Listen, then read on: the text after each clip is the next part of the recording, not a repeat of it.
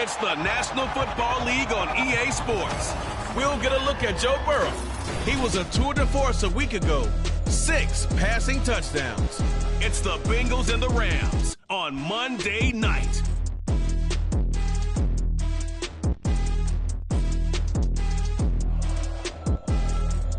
It's dreary and miserable throughout much of the Midwest, but don't fear, we've got football to perk up our spirits as we join you from Paycor Stadium in Cincinnati, Ohio. Tonight it's the second of our Monday night doubleheader, as it'll be the Los Angeles Rams taking on the Cincinnati Bengals. Hi again, everyone. I'm Brandon Gordon. To my left, Charles Davis. And Charles, you focus on this Bengal team entering play. It's been a great start to the season, back-to-back wins to begin the campaign. Yeah, you don't want to get too excited. There's still a lot of season to go, but they've come out playing good fundamental football, and that might carry them a long way. Meanwhile, for the visiting Rams, they were losers their last time out. They're going to try to get back in the win column, but obviously they're going to have to do that in a hostile environment. And sometimes that actually works to your advantage. Now you've got to band together your team, the us against the world mentality. Let's see if they can use it and get a victory. And the Bengals now set for their first possession, and it's Pro Bowler Joe Burrow who leads this offense in his 4th season now out of LSU. And he's off to a fantastic start to the season. Already 8 touchdown passes in just his first 2 weeks of the year. Now, I don't think that's a pace he's going to be able to sustain, but at the very least, he's got this offense humming here to start things out. Quickly to the air is Burrow to mix it on the check down. And he's upended after a gain of 2 out to the 27th. You talk about this Rams defense. And they've been very good this year against the pass, currently holding on to a top 10 ranking at number 10. Yeah, defending the pass hasn't been an issue for them. All right, rifles one, and that's going to be intercepted. Picked off by Ernest Jones. And they are going to set up shop at the 32-yard line. I'm not sure that you can say that the rain caused that interception, but look, it's clear that throwing the football is going to be tough in these conditions. No doubt about it, and different quarterbacks handle it different ways. Some guys think the rain isn't a big deal, but wind affects them a little bit more. But you have to wonder, will these conditions hold scoring down? Are we going to have like a 9-6 type of a game? And then the pressure goes on the punters, who often hold for field goal attempts. Can they handle the snap and get the ball down so they can kick it? From the 32 now, here's 1st and 10. After the interception, here's Stafford. That's into the hands of Tutu Atwell. So give him 5 yards there on the pitch and catch, and it's 2nd down. It's a gain of 5. Brings up 2nd and 5 at the 26-yard line. On the ground, this is Leonard Fournette. And he's able to get it to the edge of the red zone at the 20-yard line. 6 yards the pickup, and that's a 1st down. It's a gain of 6. And the Rams first down. Now Stafford. Nowhere to turn this time, and he goes down. Sacked back at the 29. Logan Wilson, the one who got in there and dropped him to the ground. It's 2nd down.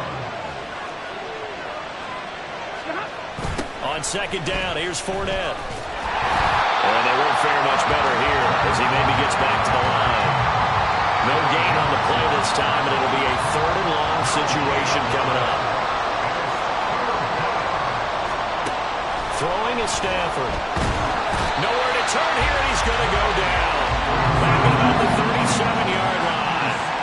Trey Hendrickson showing off his pass rush repertoire that time. So coming on now is the field goal unit. They're going to try for 3, and he'll need all the leg he's got here. This from 54 yards away. Oh, they get to the football. It's blocked. Now it's scooped up, and this is a live football.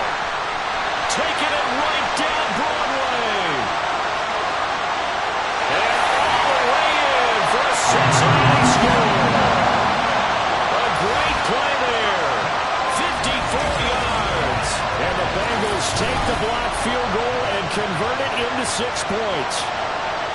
Well, we did, in fact, get our first points of the game on the field goal attempt. Just, maybe not the way that we expected with a return the other direction. And right now, you know what's popping into my brain? That adage every coach says to us, if you block a kick and score off of it, 95% of the time, your team wins the game. I can't quantify the numbers, but it certainly seems to work out that way. A good hold in these wet conditions. The point after is up and good, and it's now a 7-0 game.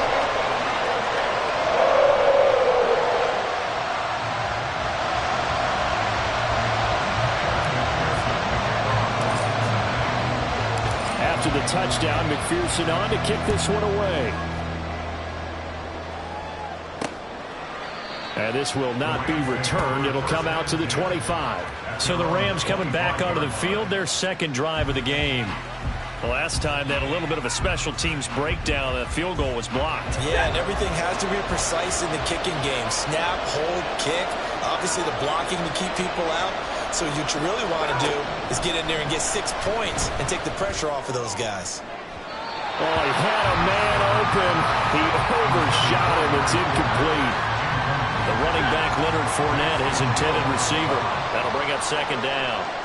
You talk about this Bengals defense. They were very solid last week in the victory over Baltimore. And what I saw on film was nearly an unstoppable pass rush. They had 5 sacks last week, plenty of hurries. So now do you just max protect on offense, keep everyone in, and run 1 or 2 receiver routes to make sure your quarterback stays up? We'll soon find out. Throwing on third down, Stafford. Nowhere to go here. He lost the football, and the Bengals grab it. And this is taken into the end zone. The fumble recovery and a Cincinnati touchdown. So the big fella gets on the scoreboard with a return for a touchdown. Good thing he didn't have to go too far, though. You know the trainers were very happy about that. Imagine having to go get him in the end zone, escort him to the bench, and give him the oxygen. They were loving the fact that he got in without having to run very far. McPherson now for the extra point.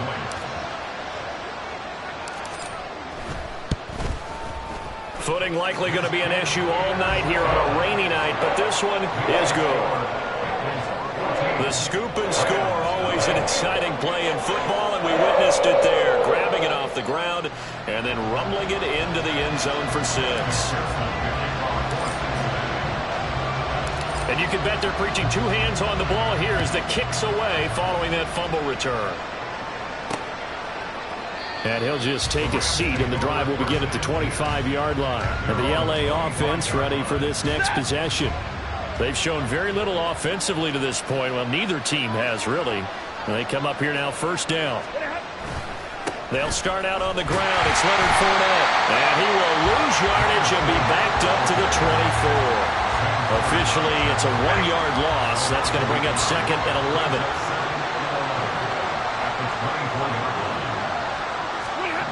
A shotgun snap for Stafford. And his throw's going to be incomplete. Well, this defense for the Bengals very strong last week as they helped their squad improve to 2-0 on the young season. And what I saw on film was a nearly unstoppable pass rush.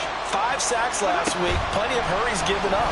So now what do you do on offense? You just max protect, keep everyone in and run the ball, or maybe just 1 or 2 receiver routes in order to try and keep your quarterback upright. On fourth down, Matt Ariza is sent on to punt. Back deep for Cincinnati, the rookie Charlie Jones. And last week in the loss, 5 punts as he gets this one away. Here's Jones on the return. Nice punt, but good work on the return to get back 11 yards. And the Bengals will take over here, first and 10. Cincinnati coming back onto the field here for their second drive. They've got things going their way early. 14-0 lead and the football. First and 10. They go back to the air here after the INT on the last drive. And that'll be off the mark, too far out in front, and it's incomplete. Oh, boy, partner, did that just happen? I've got my hand on my eyes right now.